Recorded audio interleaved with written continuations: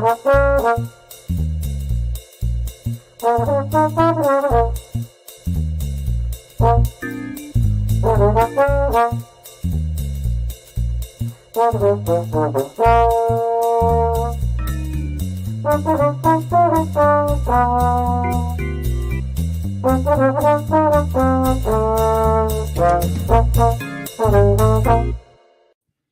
and welcome to Hey, we like your pod.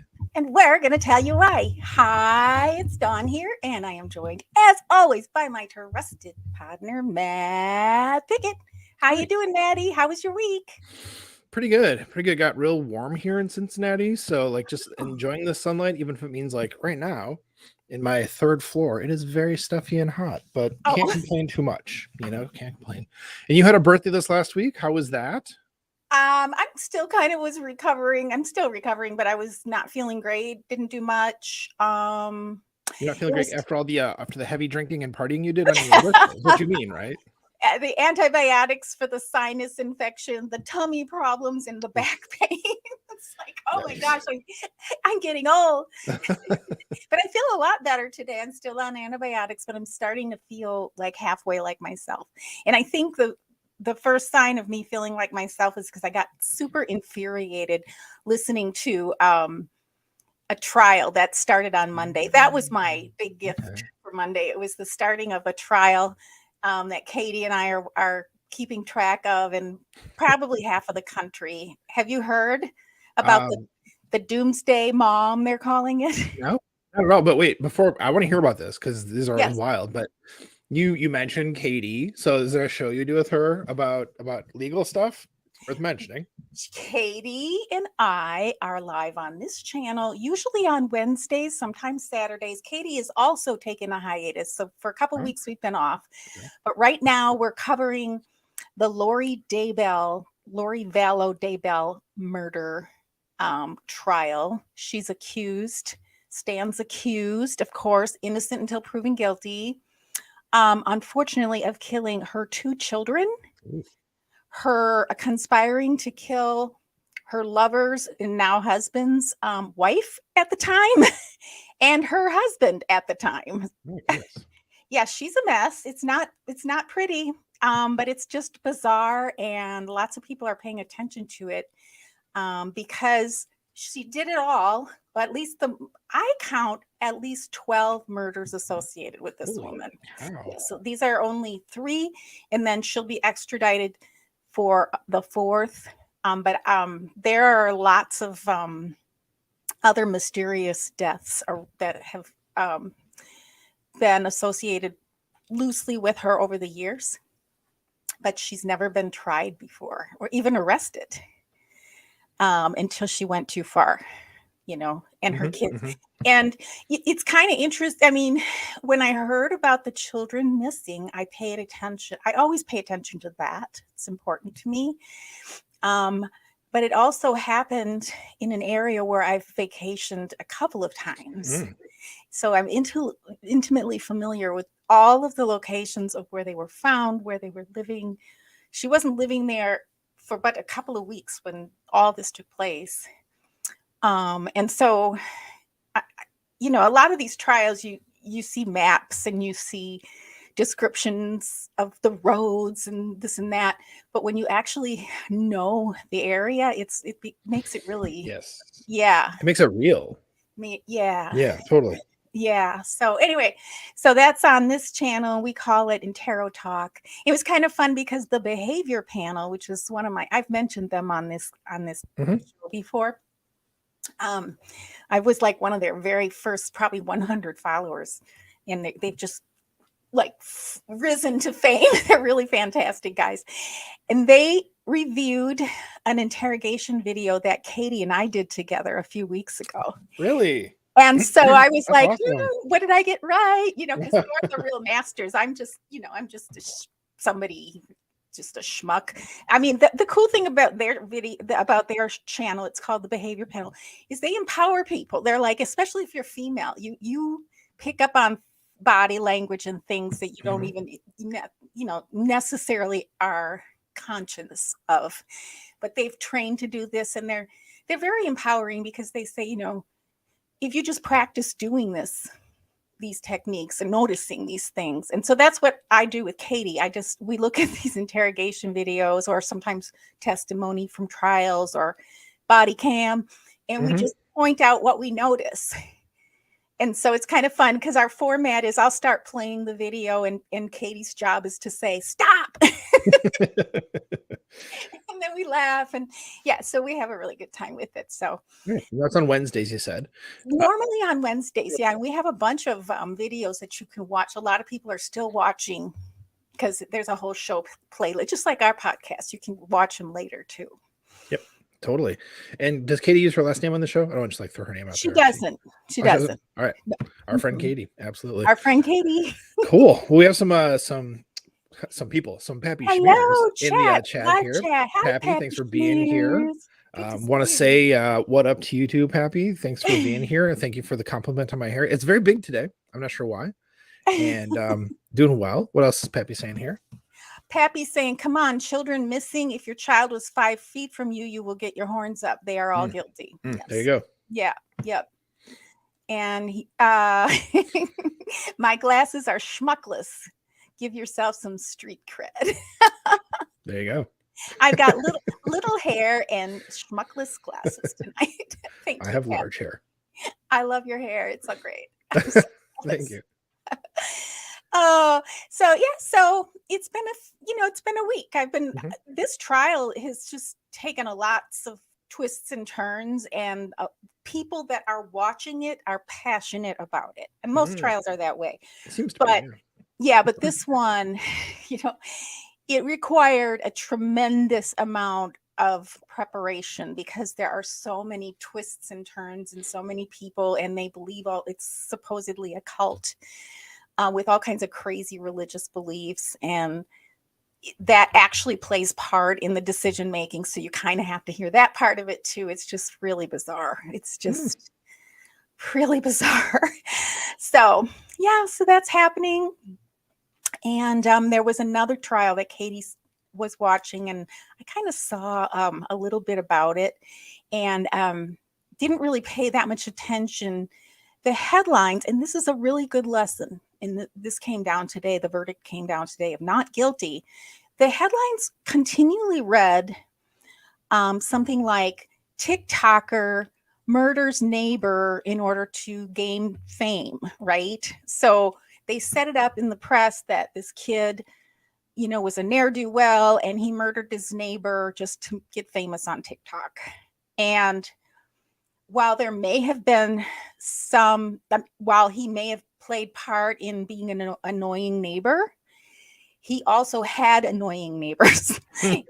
So the two of them, it was like, like the lesson is don't take matters into your own hands. Go to the police, do it the way you're supposed to do it, because they got annoyed with each other to the extent that a family of 4, a husband, a wife, and 2 20-something children, boys, capable of causing harm, followed him and his young wife home, and they're like 18 years old, and they lived with his grandparents.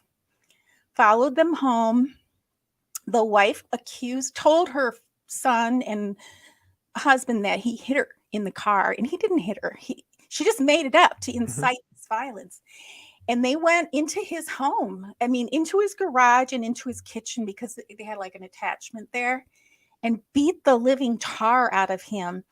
He ended up protecting himself with a knife, and the father ended up getting stabbed in a really precarious spot and dying. Oh my goodness. And they came home. The police came finally. They should have been, and the father worked for the police. So he should have known better. He should have called the police. So, I'm sorry that happened to him, but you don't go into somebody's home like fists flying, right? And so he protected himself, and what happens? He gets arrested and charged with murder. Oh, wow.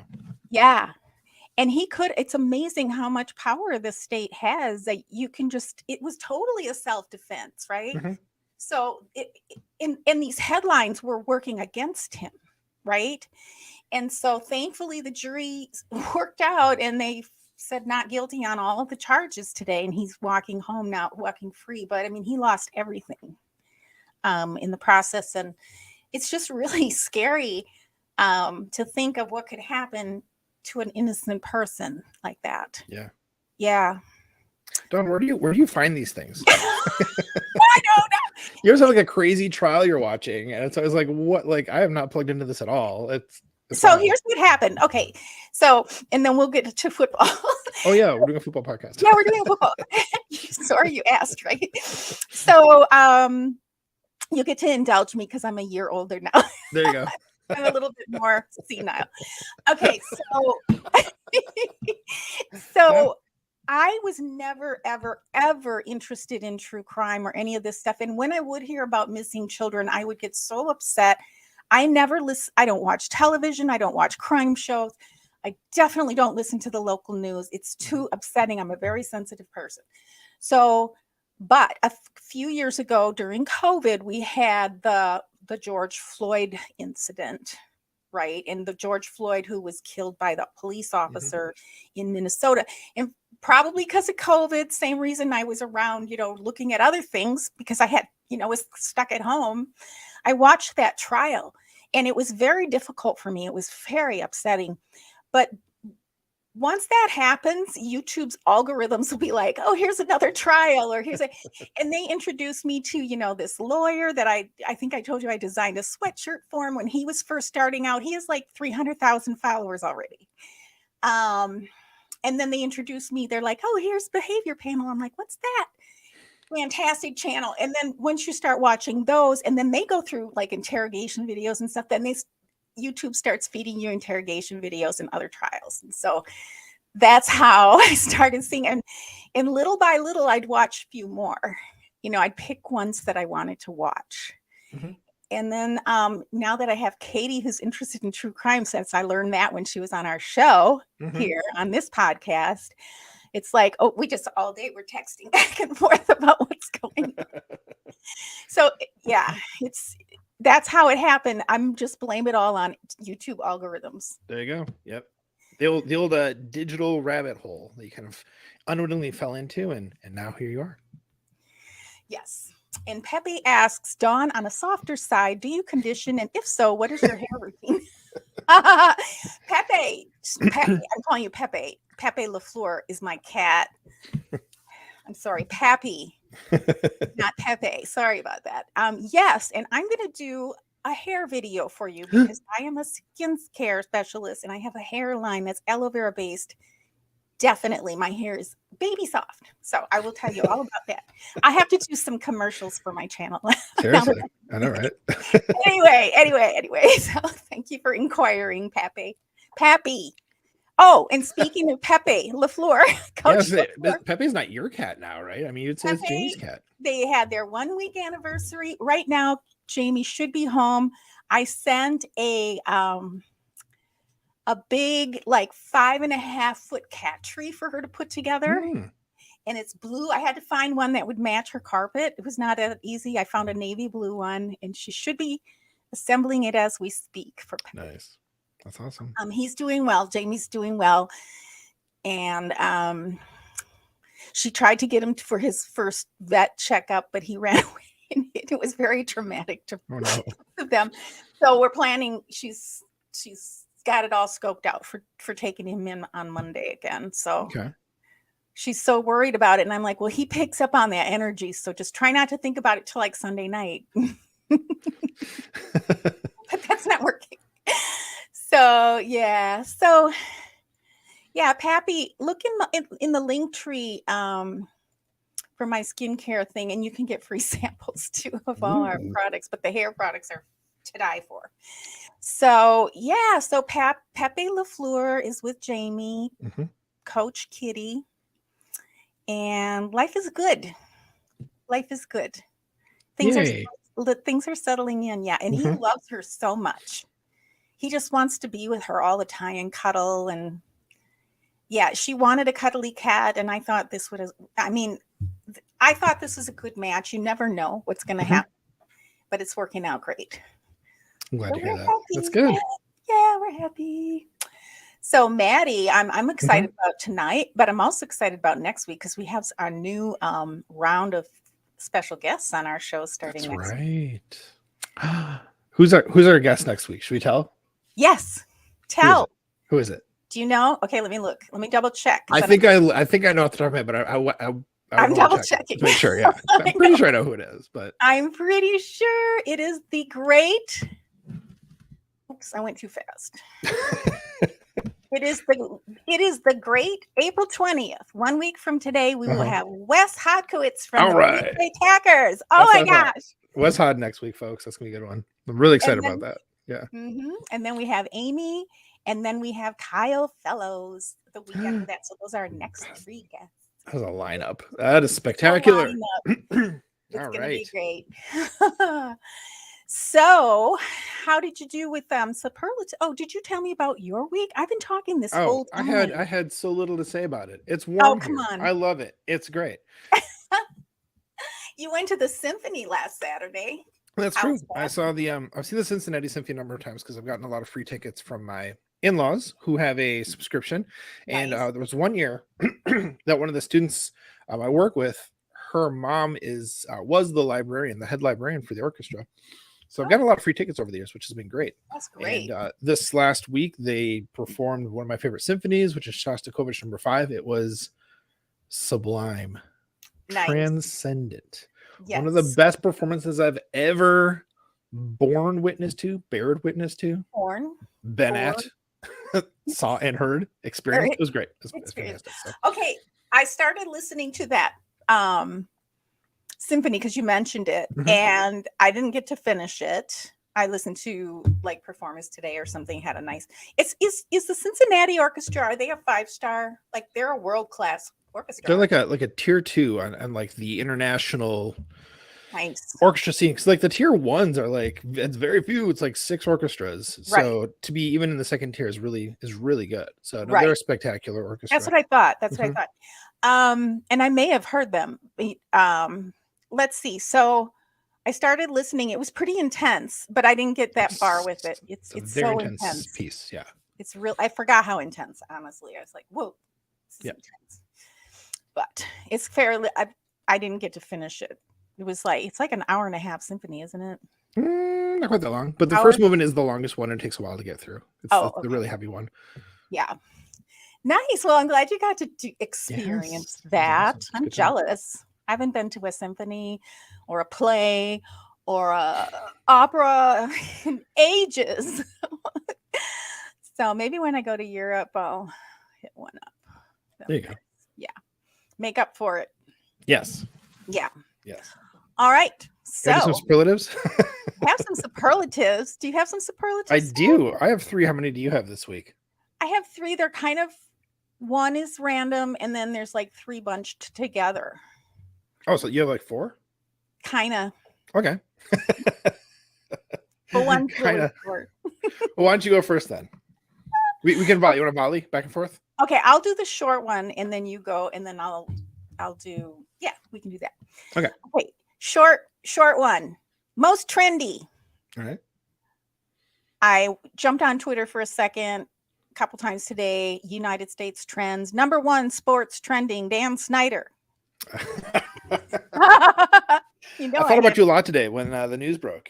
Yes, Josh Harris buying the Commanders, and mostly what I was seeing before that was Jeff Bezos. He did not want to sell it to Jeff Bezos. I mean, smoke. Wow, just sell it to the highest bidder. Come on, that was weird. But anyway, yay. Bye. Well, okay, so how do you feel about this, Dawn, right? Because on one hand, like, goodbye, Dan Snyder. Thank you. Don't let the door hit you in the butt on the way out.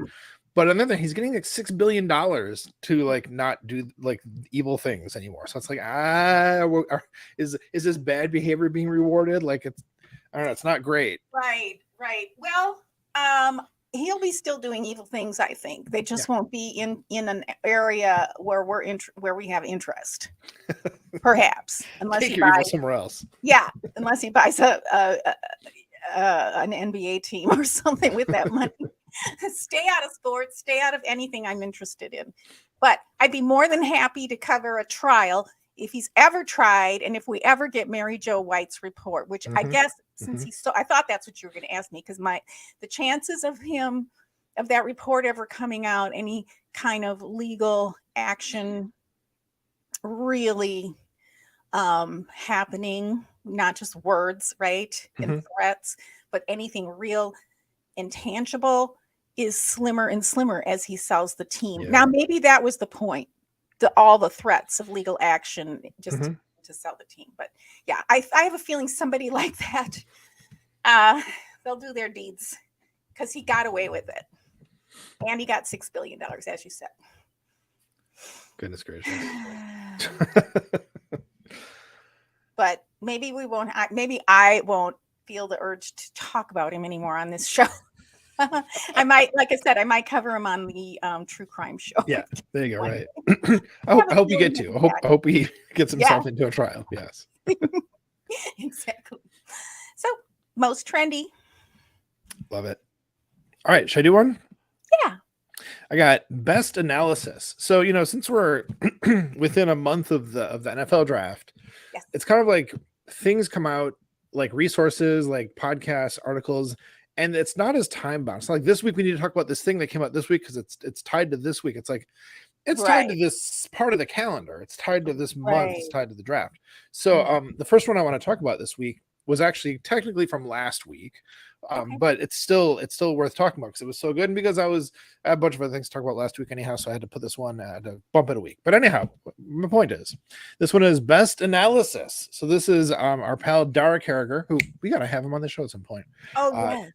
Dara is an exceptional writer who lives in Ireland, and he writes for a couple different outlets. I believe he writes for Packer Report and maybe also for Cheesehead TV sometimes. But this was an article he wrote for the Cheesehead TV Draft Guide, which we talked about pretty extensively last week. And so the Cheesehead TV Draft Guide has a lot of great, stats and info, but also has a lot of really good articles. One of which Dara wrote, and it's Joe Barry's pass defense scheme: what works and what doesn't.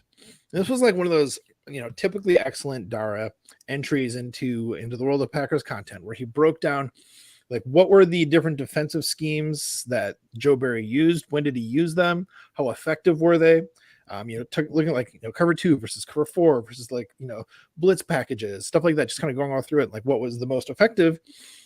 And too long didn't read. It comes down to like the things that they were really good at, they didn't do nearly often enough. So surprise, yeah, but to see it like broken down and like to see the a really clearly argued, researched, analyzed argument about like, this is why they kind of sucked for a big part of the season.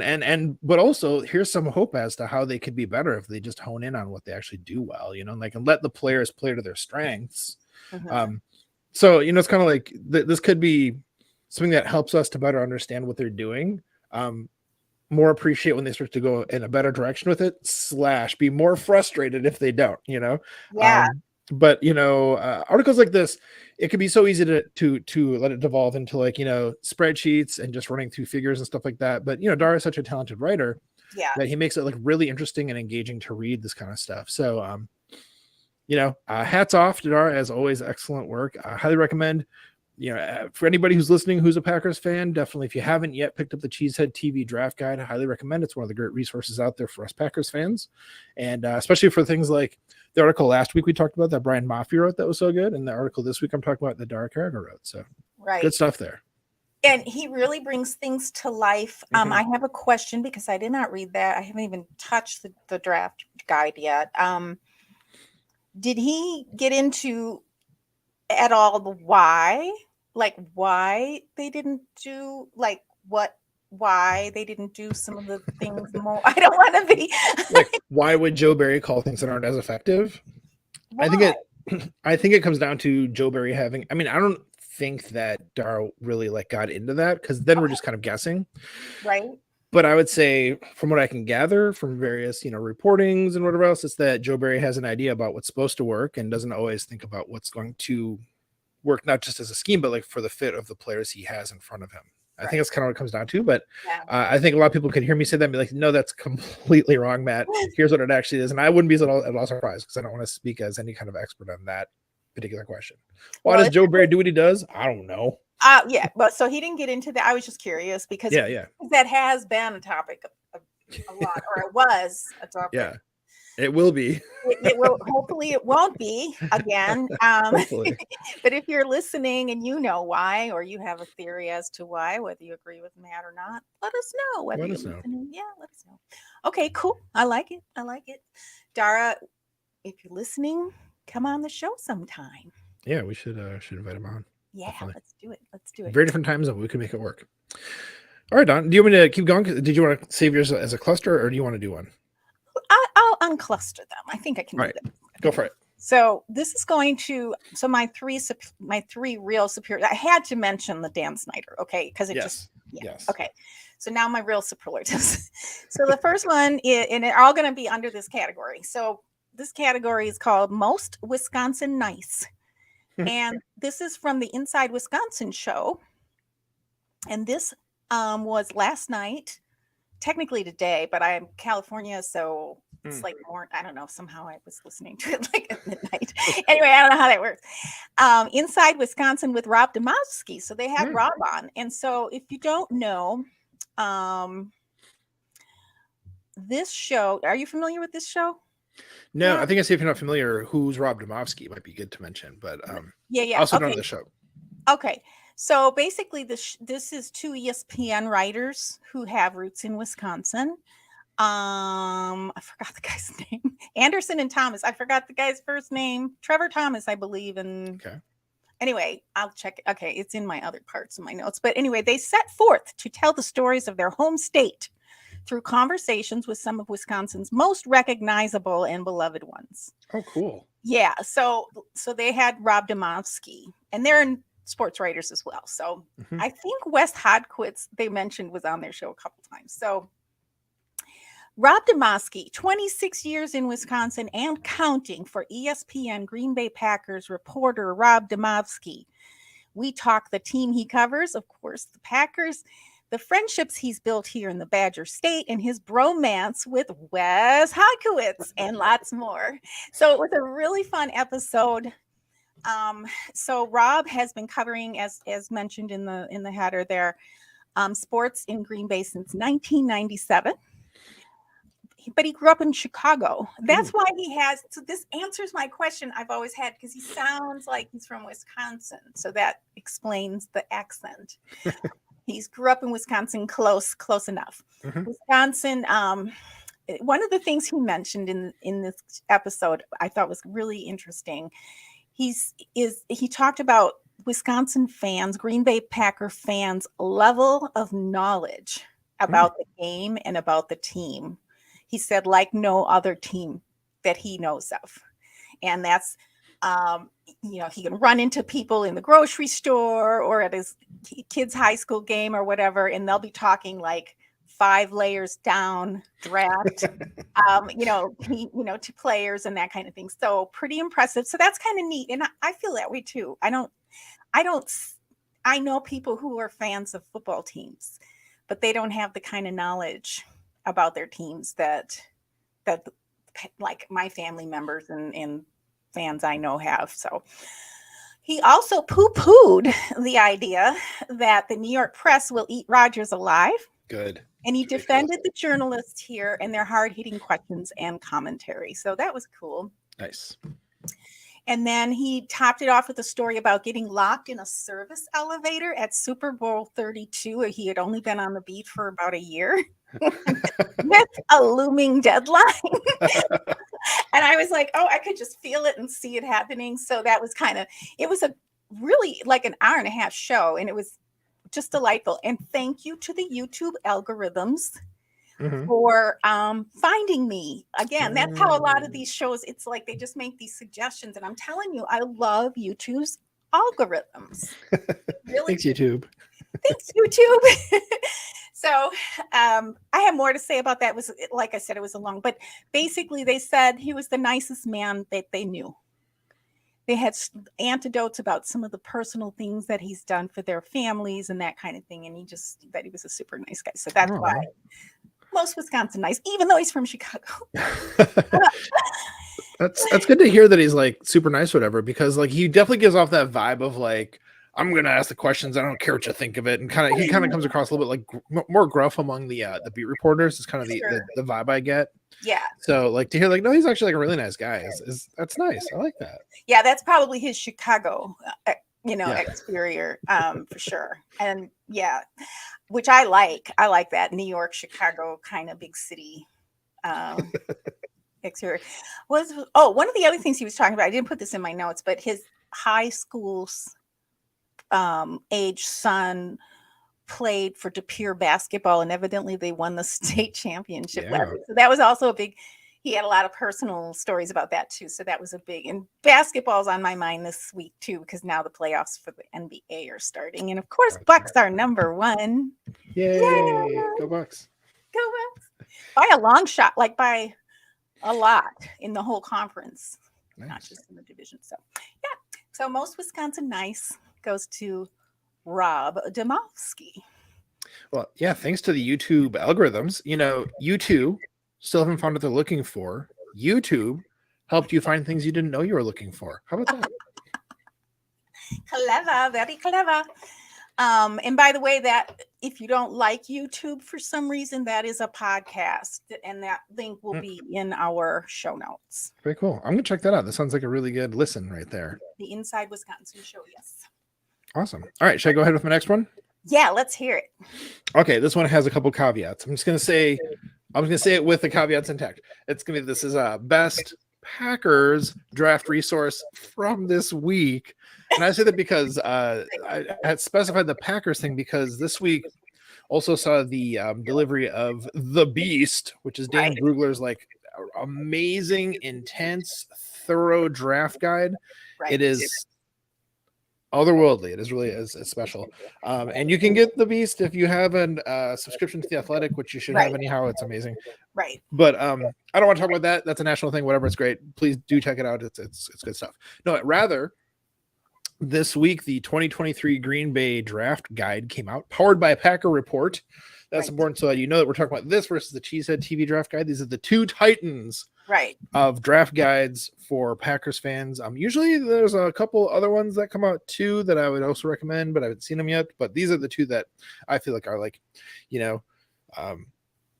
like the Twin Titans. That's the best way I can put it. So this is one that especially a lot of work went into it. I mean, from a lot of people, just like Cheesehead TV, but I think you would kind of single out Ross Uglum, Jacob Westendorf, probably Jacob Morley is kind of the big contributors for this one. I know I'm definitely like just missing a ton of people and just saying those three guys, but I know that they are kind of the face of it in a lot of ways. The people who've been like promoting it a lot in the podcasts and stuff like that.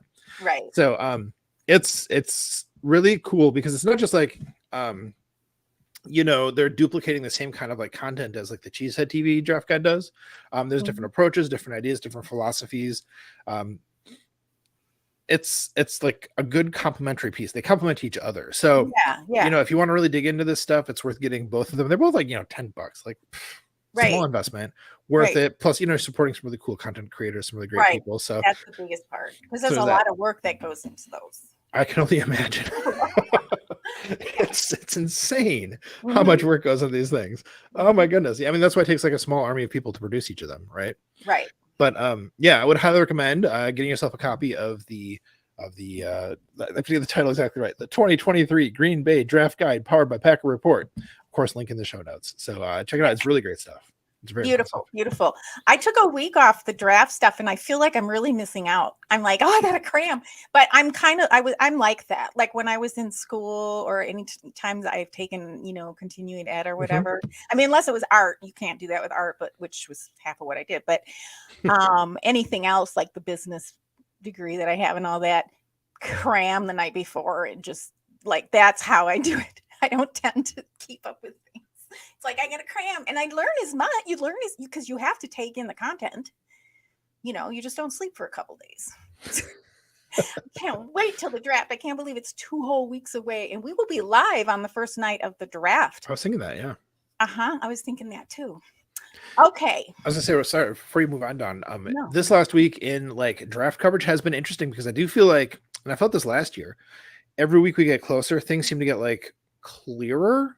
and Right. more exciting, you know? Right. So like, I guess if you're going to miss a week, yeah, pretty good week, but like don't miss the rest of the weeks of coverage. It's just getting more and more exciting and more like, more into focus. And like just, I don't know, I get more and more excited about it. Yeah. It's good stuff. Good Me stuff. too. Me too. And I am so bad. I don't know why. I mean, when I took these notes down, I knew these gentlemen. I think it's John Anderson and Trevor. What was the second name of the guy I just said? Trevor. Sorry, I'm in my audio settings. I'm all over the place right now. Trevor Thomas. Trevor Thomas. And part of the thing's really funny. I was watching it. I was into it like 45 minutes, and I had their names backwards. Oh. I thought Trevor was John, and John was Trevor. And I was like, why does John have all that stuff about, or Trevor have all that stuff about John behind him? And then I'm like, oh, that's, it was just a trip. So anyway, Trevor Thomas, most funny. He was super funny. This guy's super knowledgeable too. And I would just say, oh no, I'm sorry. You're gonna kill me. You're gonna absolutely kill me. I meant John Anderson. John Anderson. That's funny. Oh God, what is wrong with me tonight? Okay, John Anderson. What is wrong with me? He gave the top 5 reasons we should be terrified Aaron Rodgers wants to be a Jet. It was really funny. And it was super, like, it was over my head in terms of Packer history, because he just would name a name of a player and then he'd elaborate why, so it would make sense. But I didn't know any of those names because I wasn't a Packer fan for that long. Anyway, most funny, sorry, John Anderson. From the same episode. Like I said, it was an hour and a half, so I have 3 whole superlatives from one show. That's something. Wow. Yeah, but 5 reasons we should be, I thought it was adorable. 5 reasons we should be terrified Aaron Rodgers wants to be a Jet. Or in other words, why he's not going to be our quarterback this year. And it was just fun. It was just fun. It wasn't serious at all. And it wasn't anything about, of course, he doesn't want Rodgers to leave, I guess. But it wasn't about that. It wasn't the argument of, that's done. Like that's, that's not what that was about. Anyway. So, okay, so this was all from the same podcast that you're talking about before, right? Yes.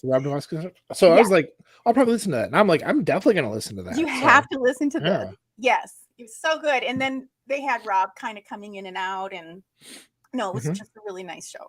I'm glad I saw it on YouTube so I could see their faces. And God knows what I'd do with their names if I didn't see their faces, because I got that wrong. I hope I have it right. I'm sure I do. It was... That's hilarious. Anywho. All right. Should I do my last superlative then, Dawn? Yeah. What's your last one? All right. My last one is best draft podcast from this week.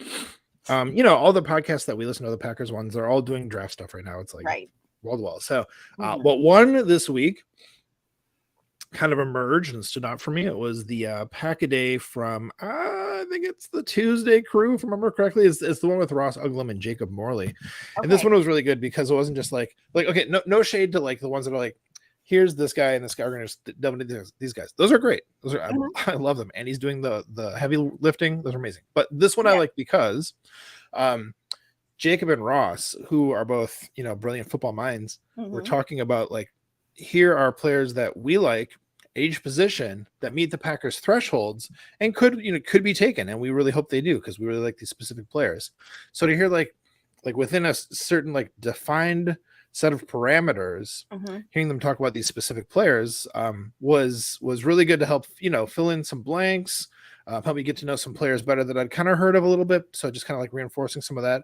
And just, these are guys who both study the stuff, pretty extensively. So to get their opinions on it was always really good. So a really nice rundown of like some of the players out there that they like that would be good fits. Highly recommend it. Definitely worth going back to. And also, it must be noted that Ross, who does a lot of Packers content creation, has made the decision to step away from it because his family is growing. He's getting more opportunities where he works. He works at a school in his community. And so his kids will be going there, down the line. So he wants to really be an established presence there. He wants to, be there for his kids. He wants to be involved with the community. Mhm. And like, Dawn, Good for it him. makes my heart sing. You I know know, what I mean? it's nice. Like, kids, Yeah. community, getting involved. Like, dude. Yeah. So, Ross took some time at the beginning of this podcast to talk through all of that, talk about why he's going to be like cutting way Oh. back on what he does, which Uh-huh. like, our loss collectively, but like definitely it Sure. sounds like the right move. Like kind of not super dissimilar from like what Jacob was talking about, Jacob Westendorf, Right. when he was Right. in the show a few weeks back. So Mhm. similar kind of flavor, like I making the like right it. call for his family. Yeah. And I commend him for it because I mean, speaking of somebody who, when I was like around their age, was doing a lot of like playing trombone all over the place and not as much time being like home with my wife as before we had kids though. Mhm. Making the decision to cut way back on that so I could be present for my family was definitely the right call. So Yeah. love to see other people doing that, 100%. 100%. I love that. Deep respect. We support that. And that's why we always have our little, when we do have a guest on our show, I love to do this last question about who supports you to help you do what you do, because we know that if you're doing one thing, you're not doing something else. And so there's whatever that might be, it might be a sacrifice from your family or support from your family that you need in order to be a content creator in this area. So I love that. Yeah. I love our people. I love our people. Oh, so much. I do You got one more done? I do. And I kind of stepped on it. So it was Most Charming. Anderson and Thomas, the two I mentioned that I got mixed up, those two. So sorry. Set forth to tell the stories of their home state through conversations of some of the Wisconsin's most recognizable and beloved names. And I just, it's worth mentioning again. This is just a wonderful little show. They're both, very accomplished writers in ESPN, but they do this show because Wisconsin means a lot to them. And they talked about bratwursts, new bratwursts coming out, like all kinds of stuff that all the Wisconsin stuff. And it's kind of fun for someone like me who's lived away from my home state for more than half of my life, going on 40 years, I guess. Yeah. So, it's just fun because there's a lot of transplants out there too. And so if you're listening and you are from Wisconsin, I think you'd really enjoy these two. So, yeah. So that's it with my superlatives. One show, with the exception of who's mentioned. Maybe we won't mention his name again. Hopefully not. Unless he ends up in court, in which case I'll be mentioning it again. Gloating, yes. No. I want to say, Dawn, I think you articulated really well something that I was starting to feel as you're talking about this podcast that you saw, which was that like for you having a chance to connect with like the homeland it's really like sentimental and feeling full. I hate that word feeling full. I use it almost mockingly, but really normally in everyday language I do. But here, I mean it seriously, like sincerely, like that sounds really, I think the word I want to say here, Dawn, is cozy. Cozy, quaint, charming, all of those things. Yeah. Makes me want to, then you said this about bratwurst. I'm like, okay, I'm watching this. I'm gonna check this out. Talking about bratwurst, I'm here. So I'm really glad you talked about that. That's really, I don't know if they're sponsored by a bratwurst, but they said that there was a bratwurst company, and I'm so sorry because I don't eat bratwursts. And I didn't when I lived in Wisconsin either. But they said there were 2 new flavors. I guess they come up with flavored bratwurst. So there's so that's a thing. And I'm like, oh, okay. I think somebody told me that once when I was visiting. I was like, what's that? And so the 2 new flavors, one of them was mac and cheese. So mac and cheese bratwurst, and I forgot the other one, but that one stood out to me. I thought it was funny. Yeah, there's a lot you can do with sausage, for sure. I guess so. Yeah. I mean, I wonder if they put the noodles in it or just. I was wondering that too. Like cheese in a sausage, like that's a thing. That's definitely a thing. But that noodles, sort of, but yeah. I don't know. Well, it all sounds horrible, but okay. I mean, mac and cheese doesn't sound horrible, but doing anything with sausage, yeah. Doing anything with the sausage. Okay, so Well, Dawn, anything else you want to talk about this week? Well, I was thinking of making sausage. I was thinking making sausage making is a metaphor for bad, ugly stuff. True. Like behind the scenes. Great. Plus, even if you ate meat, then you'd be dealing with like condiments, which you're not a fan of. So And there's the condiments. Whole extra layer for you. Which gross me out. And I think I told you when I was for my final project, I had to illustrate a book. Did I ever tell you this? For my final project in college for my graphic design degree, I had to illustrate a book, and I chose Upton Sinclair's The Jungle. Oh, geez. Of all the books, make something really gruesome. Sure. Why not? The illustrations were just like so awful. Oh, yeah. And so I immediately think of those images. Don't know why I did that to myself, because I guess because it mattered to me, you know. That makes sense. But it was challenging. It was challenging. Then you had to wade into the slaughterhouses. Oh, man. Oof. Yeah. All right, Maddie. Any final thoughts before we? What an episode! On that note, this was a fun episode, Don. We were all over the place. Everyone. All over the place. All right. So no, I'll bring it home here. Bring her home. All right. So, friends, of course, you'll find links in our show description for everyone who mentioned. So please check it out. Also, we'd love to have a chance to interview you. We'd love to get a chance to interview you, Dara. We'll be in touch and shout you out if you're a subscriber and a football fan. If you'd like to nominate someone to be a guest on our podcast, please let us know. Our DMs are open on all the social platforms. And folks, when you subscribe to our podcast, and I mean like the audio and the YouTube and the channel, when you do all the subscribing to all the forms of the podcast, you help us to keep spreading the love in our community. And the best way to help this podcast grow is by sharing it with your friends and family. Yes, Matt, that's absolutely right. And we love you. We're so glad to know you, to be fans of you, and to have the luxury of being fans of the most storied team in the NFL. We appreciate your support, your subscriptions, and sharing our pod. And we look forward to seeing you next week on Hey, we like your pod.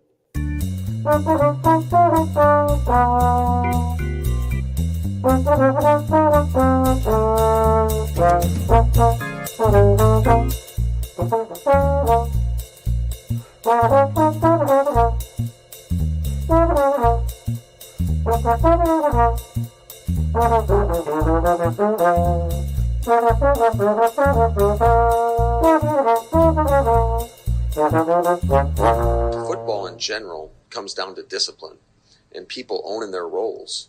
And when you aren't disciplined or you go outside the scheme, bad stuff happens.